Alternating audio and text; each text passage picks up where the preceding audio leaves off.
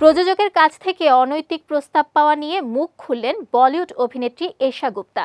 Times of ইন্ডিয়ার প্রতিবেদনে তুলে ধরা হয়েছে এশার একাধিকবার অনৈতিক প্রস্তাব পাওয়ার ঘটনা।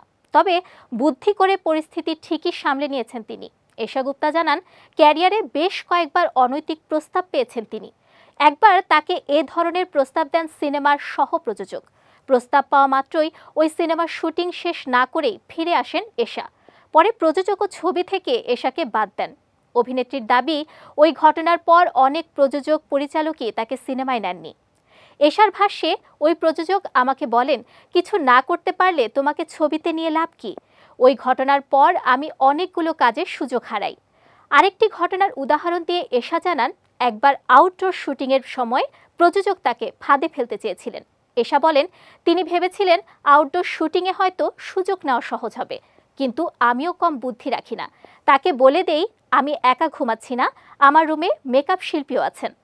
ক্যারিয়ারের নানা সময়ে অনৈতিক প্রস্তাব পাওয়ার ঘটনা প্রকাশ করলেও কোন প্রযোজক তাকে এমন প্রস্তাব দিয়েছিলেন তা অবশ্য জানাননি এই অভিনেত্রী। 2012 সালে সিনেমায় অভিষেক হয় এশা গুপ্তার। এরপর আরও দু একটি সিনেমা করলেও পরের দিকে আর সেভাবে কাজ পাননি তিনি। তবে গত বছর ওয়েব সিরিজ আশ্রম দিয়ে নজর কাড়েন। এখন বেশ কয়েকটি প্রজেক্ট নিয়ে ব্যস্ত তিনি।